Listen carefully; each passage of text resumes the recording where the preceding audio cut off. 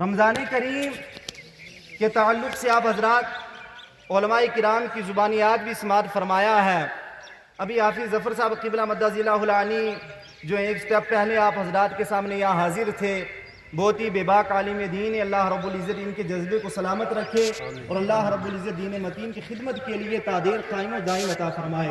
اور حضرات رمضان کریم کا مہینہ آتا ہے، اس کی پہلی حکمت قرآن نے بھی بیان کر دی ہے کہ تقوی ہے بندے کے لیے۔ اب دوسری حکمت، جب تقوی پرہیزگاری انسان اپنا لے گا تو تقوی اور پرہیزگاری کے اندر آتا کیا کیا ہے؟ جذبہ ایثار ہونا چاہیے۔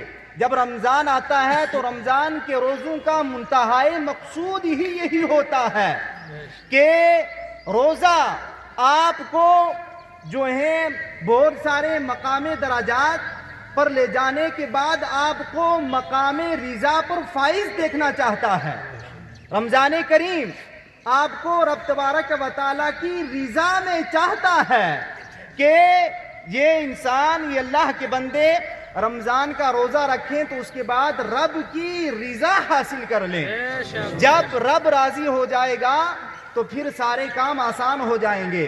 اس کے بعد جذبہ ایثار، تزکیہ نفس، بہت ساری حکمتیں آتی ہیں، لیکن حضرات ایثار کا معاملہ دیکھیے کہ رمضان کریم ہمیں پیغام کیا دیتا ہے کہ جب ہم دن کو کھانا نہیں کھاتے ہیں، بھوکا رہتے ہیں، جب ہمیں بھوک کی اشد ضرورت محسوس ہوتی ہے تو بندے کو یہ پتہ چلتا ہے کہ معاشرے کے اندر جو مفلوق الحال لوگ ہیں، جو مفلس لوگ ہیں، جو نادار لوگ ہیں، وہ کس طریقے سے اپنی زندگیوں کو گزارتے ہیں۔ تو یہاں سے یہ پتہ چلتا ہے کہ اپنے مفلوق الحال لوگوں کا بھی خیال رکھنا چاہیے جو بھوک سے اپنی زندگیوں کو گزارتے ہیں۔ تزکیہ نفس، جب اپنے نفس کو پاک کیا جاتا ہے، جب ظاہر پاک ہوتا ہے، جب باطن پاک ہوتا ہے، اور حضرات پھر قرآن نے بھی اس کی نشاندہی فرما دی کہ اے مومنین، اگر آپ مومن ہو تو آپ غم مت کھاؤ، آپ کوئی پریشانی مت لو، اللہ رب العزت آپ کو غلبہ عطا فرمائے گا۔ سبحان اللہ، اللہ رب العزت آپ کو غلبہ دے گا۔ آئیے حضرات دیکھیے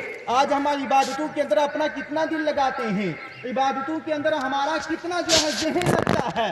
حضرات آئیے دیکھیے ہمارے اسلاف نے اپنی نمازوں کے اندر کتنا ذہن لگایا ہے، کتنا دل لگایا ہے۔ حضرات آئیے دیکھیے آج ہم مسلمان ہوئے اپنے گھروں کے اندر، یہ رب تبارک و تعالیٰ کو شکر ادا کریں کہ نعمت ہمیں والدین کی گود کے اندر اسلام کی نعمت نصیب ہوئی، لیکن ہمیں اس نعمت کا احساس اس لیے نہیں ہو رہا ہے کیونکہ ہمیں یہ فری میں نعمت جو ملی ہوئی ہے۔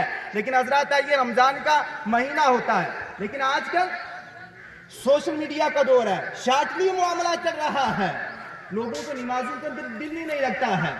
ہمارے پرانے بزرگ جو تھے وہ اماموں کی تقلید کرتے تھے، لیکن آج لوگ فیس بک، یوٹیوب، انسٹاگرام جو ہے واٹس ایپ کی تقلید کرتے ہیں کہ فلاں یہاں سے یہ میسج آیا ہے، یہ رکعت اتنی پڑھنی ہے، 8 رکعتیں پڑھنی ہیں۔ نماز تراویح پڑھنے میں آج ہمارا رجحان ہی نہیں ہے، کہتے ہیں کہ نماز تراویح سرے سے ہے ہی نہیں ہے، نماز فرائض ادا کرو بس کام چل جائے گا۔ لیکن حضرات آئیے دیکھیے حضرت علامہ مولانا صدر الشرعیہ جو بہار شریعت کے مصنف ہیں، آپ رمضان کریم کے اندر نماز تراویح ادا کر رہے ہیں، لیکن حضرات اپنے بزرگوں کی بارگاہ سے خیرات لیجئے ورنہ آپ کو اسی طریقے سے ذلت و خواری کا سامنا کرنا پڑے گا۔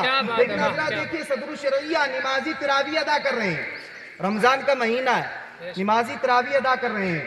ابھی آپ نے نمازی تراویح ادا کی تو آپ کو اچانک یہ خبر آتی ہے کہ آپ کا جو بڑا صاحبزادہ حکیم شمس الہدا ہے وہ انتقال کر گئے ہیں۔ اللہ اکبر۔ دیکھیے اس سے بڑا ثانیہ کیا ہوتا ہے کہ ایک والد کے بچے کا، ایک بیٹے کا انتقال ہو جائے، اس سے بڑی جو ہے غم خبری کیا ہوگی۔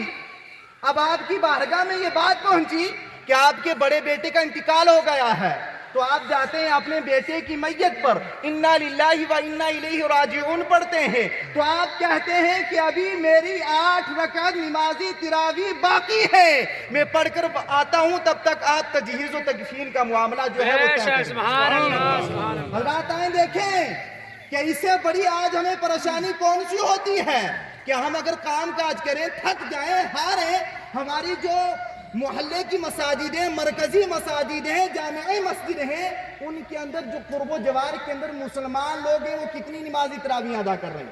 اپنا محاسبہ خود کریں، اپنا معاملہ خود کریں۔ لیکن پھر ہم کہتے ہیں کہ مسلمان ذلت و خواری میں کیوں جا رہے ہیں؟ قرآن کہتا ہے مومن بنو گے تب آپ کو غلبہ حاصل ہوگا، جب آپ مومن بنو گے تب آپ کو عزت ملے گی۔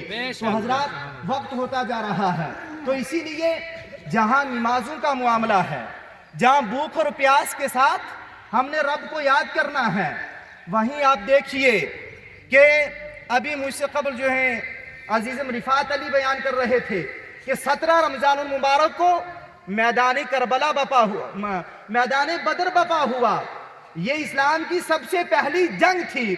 لیکن حضرات دیکھیے اب رمضان کا روزہ بھی ہے، اوپر سے بھوکے بھی ہیں، جو ہیں شہداء بن رہے ہیں، آپ نے مقابلہ بھی کرنا ہے، اپنی جان لگا کر لڑنا ہے اسلام کی سربلندی کے لیے۔ لیکن حضرات دیکھیے پھر اسلام عزت کتنی دیتا ہے، اور شہداء بدر جتنے بھی حضرات صحابہ وہاں شہید ہوئے، آج اللہ رب العزت نے ان کے ناموں میں اتنی برکت اور اتنی طاقت رکھی ہے کہ شہداء بدر کے ناموں کے وسیلے سے جو بھی دعا کی جائے وہ رب تبارک و تعالیٰ قبول فرماتا ہے۔ لیکن پہلے اسلام کے لیے آنا پڑتا ہے، پھر اسلام عزت اتنی دیتا ہے کہ آپ کے قدموں کو جما دیتا ہے، پھر رب تبارک و تعالیٰ آسمان سے فرشتوں کو بھی مدد کے لیے نازل فرما لیتا ہے۔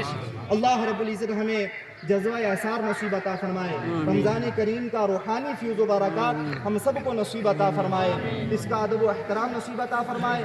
بہت کچھ کہنا تھا زکوٰۃ کے تعلق سے، میں اجمالاً آپ حضرات کو بتا دوں کہ رمضان کریم کے اندر آپ زکوٰۃ زیادہ ادا کریں تو اللہ رب